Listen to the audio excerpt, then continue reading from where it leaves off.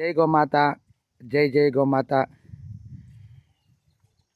పుట్టపాక అనాథ యాదాద్రి అనాథాశ్రమంలో ప్రతి పౌర్ణమి రోజున జరిగే కార్యక్రమంలో భాగంగా యజ్ఞ కార్యక్రమం నిర్వహించిన తదుపరి గోమాత సేవలో పాలుపంచుకునేవారు కూడా ఈ విధంగా గోమాత సేవలో పాలుపంచుకుంటున్నారు.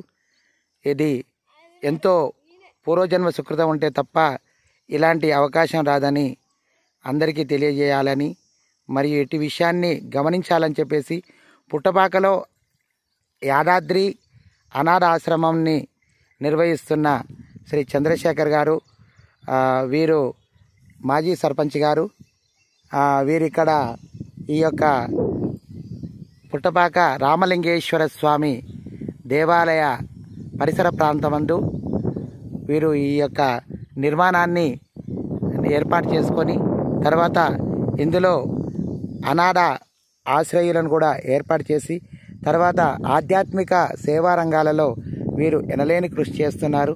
అందులో భాగంగా గోమాతలకు కూడా ఇక్కడ ఆశ్రయాన్ని కల్పించేసి గోమాత సేవే భగవంతుని సేవగా ఏర్పాటు చేసే క్రమంలో మరియు పురోహితులను వివిధ రకాలుగా సన్మానిస్తూ మరియు పురోహితాది కార్యక్రమాలను యజ్ఞ యాగాది కార్యక్రమాలను కూడా ఏర్పాటు చేస్తూ ప్రతి పౌర్ణమి రోజున మరియు అమావాస్య రోజున విశేష దినములందు ఈ యొక్క ఆశ్రమంలో యజ్ఞ యాగాది క్రతువులను కూడా నిర్వహిస్తున్నారు.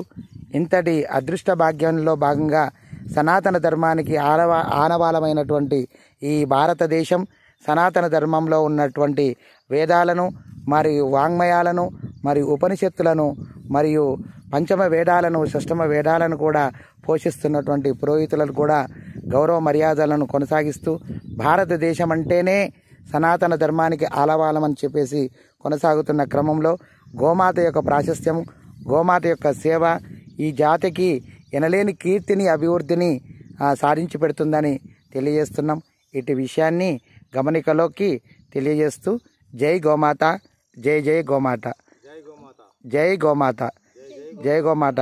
ఇటు కార్యక్రమంలో భాగంగా పంతులు గారు అయినటువంటి చిట్యాల వెంకటేశం గారు మరియు వారి దంపతులు కూడా ఈరోజు ఈ కార్యక్రమంలో పాల్పంచుకున్నారు. వారికి ఆయురారోగ్య ఐశ్వర్యాలు కలగాలని, ఈ విధంగా పురోహిత ధర్మంలో తప్పకుండా ఈ గోమాత సేవ అనేది తప్పకుండా విరాజిల్లాలని తెలియజేస్తూ ఇటు విషయాన్ని అందరికీ తెలియజేస్తున్నాం. జై గోమాత, జై జై గోమాత.